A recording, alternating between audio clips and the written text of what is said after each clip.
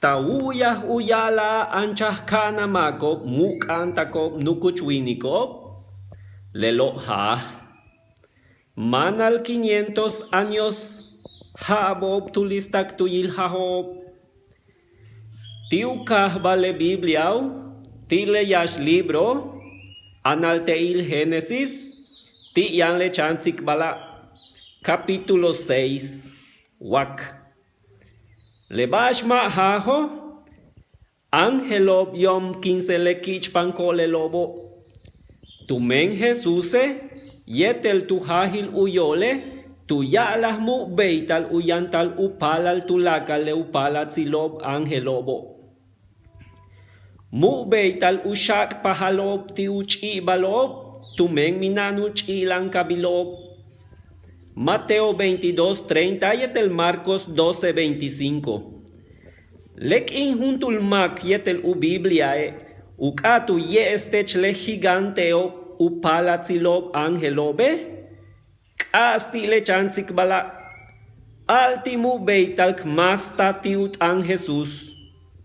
Beihesh at ang hunten akatka mentak bishawaike beishank yumtsil te kano.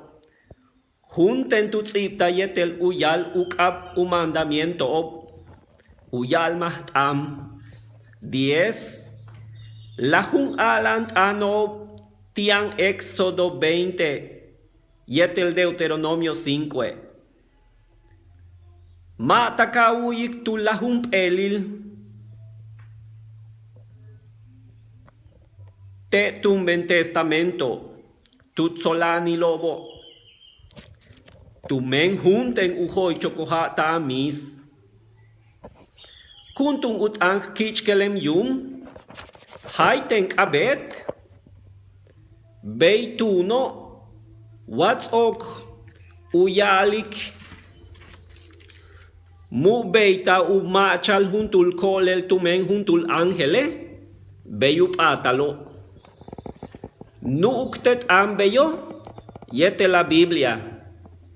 Nukta ke makobo tumen mana yabil uhabilob. Adane 930 habob tuyila. Génesis 5:5. Mahalalele 895 habob tuyila. Génesis 5:7. Lameque 777, Génesis 5:31. Seme 600, Génesis 11:17-11. Ebere 464, Génesis 11:16-17. Leol al gigante ob, Hesh Goliate. Le Kimsa tumen Davide. Yete tiraule. Ma tumen ángel utatai. Mishleu ma ángel utata obi. Beyo.